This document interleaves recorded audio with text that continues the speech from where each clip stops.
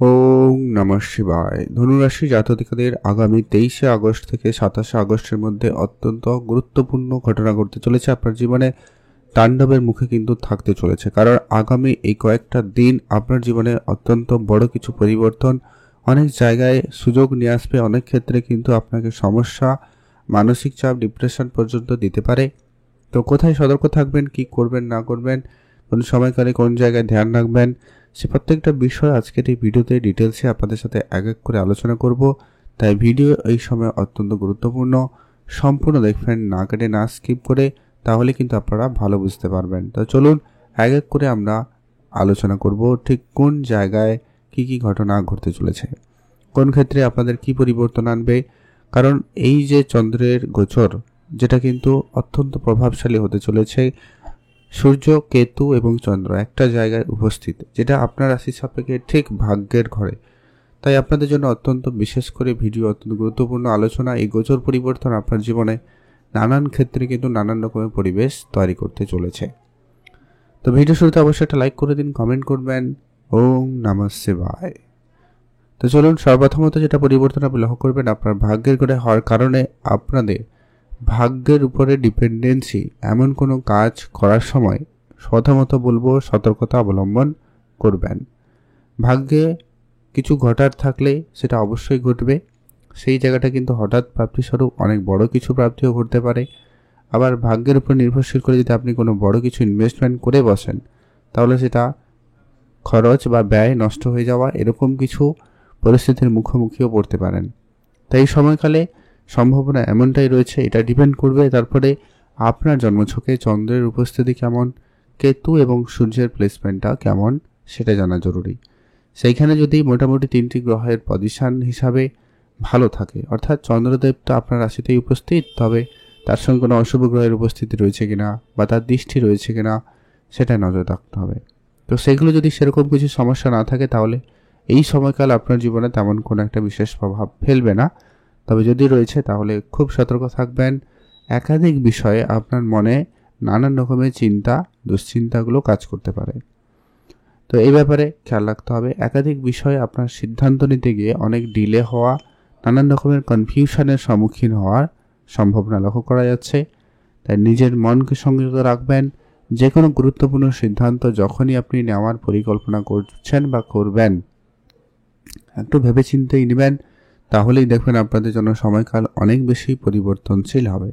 ধার্মিক ক্ষেত্রে মনোযোগ যাবে, ধার্মিক যাত্রায় যাওয়ার ইচ্ছা থাকবে, বা ধর্মীয় কোনো স্থানে সময় কাটানো বা তাদের জন্য কিছু করার মনোভাবনা থাকতে পারে। তো আপনারা সেখানে এগিয়ে যেতে পারেন, সেদিক দিয়ে সময়কাল ভালো থাকবে। পিতার হেলথ সামান্য ধ্যান রাখবেন। সেখানে পিতার কাছ থেকে যেমন কিছু আপনি পেতে পারেন, তেমনকি আপনার পিতার হেলথ নিয়ে সামান্য আপনার চিন্তা বেড়ে যেতে পারে। যদি বাড়িতে বয়োজ্যেষ্ঠ কেউ রয়েছেন, তাহলে বলবো আপনাকে খেয়াল রাখতে, সেটা কিন্তু প্রয়োজন রয়েছে। সিনিয়রদের সঙ্গে কোনোভাবে মতবিরোধে জড়াবেন না। সিনিয়রদের সঙ্গে বুঝে চলবেন, তারা কি বলছে সেটা একটু মেনে চলতে পারেন, তাহলে দেখবেন অনেকটা বেটার রেজাল্ট, পরিবর্তন আসার আশা রাখবেন বা হওয়ার সম্ভাবনা খুব ভালো থাকবে। যারা বেড়াতে যাবেন ভাবছেন, আপনারা অবশ্যই যেতে পারেন। সেক্ষেত্রে কিন্তু আপনাদের জন্য সময়কাল খুবই ভালো থাকবে।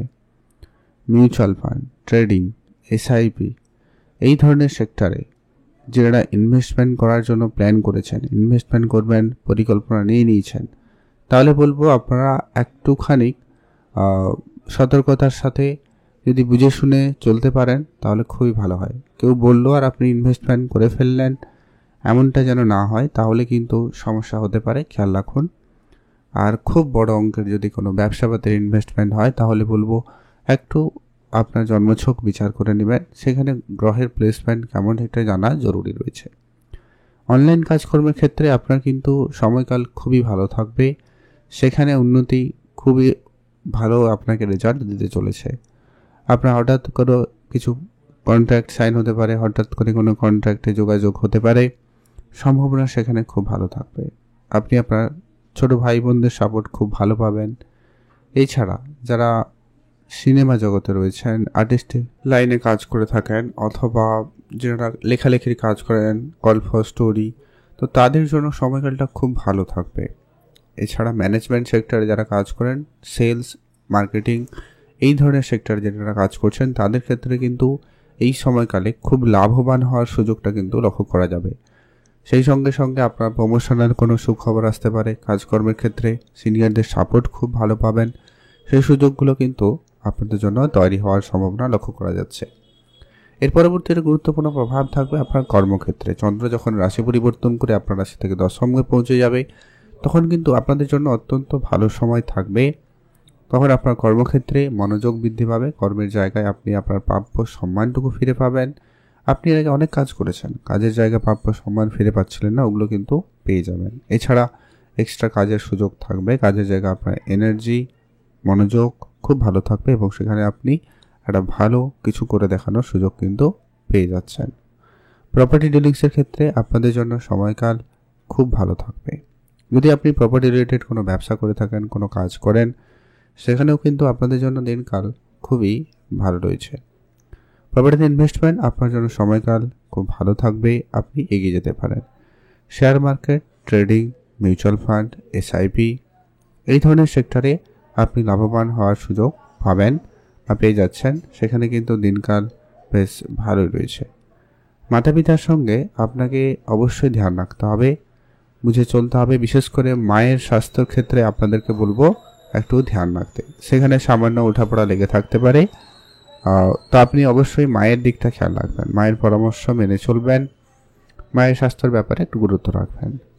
নানা কাজে যদি বাধা বিপত্তি আসে, সেক্ষেত্রে কোনো কাজ সহজে হাল ছাড়বেন না। সময়কালটা একটুখানি কঠিন হতে পারে, বাট আপনার জন্য পজিটিভ পরিবর্তন থাকবে। আপনি নিজের মাইন্ডসেট পজিটিভ রাখুন, অ্যাক্টিভ থাকুন। এই সময়কালে আপনি মা বাবার কাছ থেকে বেশ কিছু প্রাপ্তির সুযোগটা পেয়ে যাবেন। সেই সঙ্গে প্রপার্টি ক্ষেত্রে আপনাদের সুযোগ ভালো থাকবে। আপনি যদি জমি কোনো কাজকর্ম করতে চান, সেটা রেজিস্ট্রেশন বলুন, নমীকরণ বলুন, বা যে কোনো ধরনের কেনা বেচার যদি কোনো প্ল্যানও থাকে, যারা ফ্ল্যাট কেনা বেচা করছেন বা যারা প্রমোটারি বিজনেস করে থাকেন, তাদের ক্ষেত্রে কিন্তু সময়কালটা খুব ভালো থাকবে। আপনি এই ধরনের কাজে এগিয়ে যেতে পারবেন এবং উন্নতি থাকবে। যারা ভূমি দপ্তরে কাজ করছেন বা সরকারি কোনো প্রজেক্টে কাজ করছেন, প্রকল্পে কাজ রয়েছে, সরকারি অফিসার রয়েছেন, এমনটাও হতে পারে, তো তাদের জন্য সময়কালেও কিন্তু বেশ সুযোগ সম্ভাবনা খুব ভালো থাকবে। আপনারা একাধিকভাবে আপনারা সেই সুযোগটা পেয়ে যাবেন।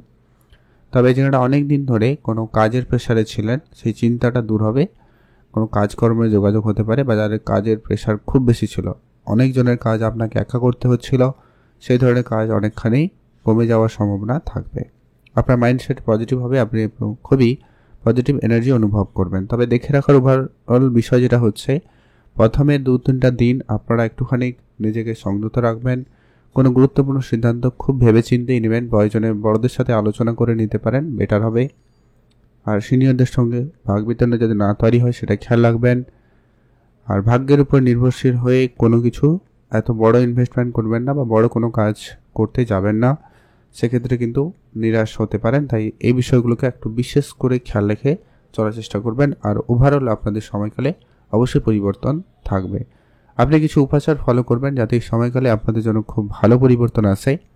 সেটা হচ্ছে, আপনি প্রত্যেক দিন সূর্যোদয়ের সময় সূর্যদেবকে জল অর্পণ করবেন, এটা জরুরি রয়েছে। দ্বিতীয়ত হচ্ছে ওম নমঃ শিবায়, এই মন্ত্রটি জপ করবেন। পশু পাখিদের খাওয়াবেন, অবশ্যই এটা জরুরি রয়েছে।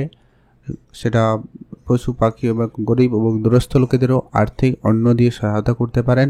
সেক্ষেত্রেও কিন্তু আপনার জন্য সময়টা খুব ভালো থাকবে। আপনি যতটুকু পারবেন ততটুকু দিয়েই করুন, আপনাকে বেশি কিছু করতে হবে না। আপনি এই কাজগুলো, ছোটো ছোটো কাজগুলো করুন, অনেকটা ভালো ফল আপনারা পাবেন। ভালো থাকবেন, সুস্থ থাকবেন, কমেন্ট করবেন। ওম নমঃ শিবায়।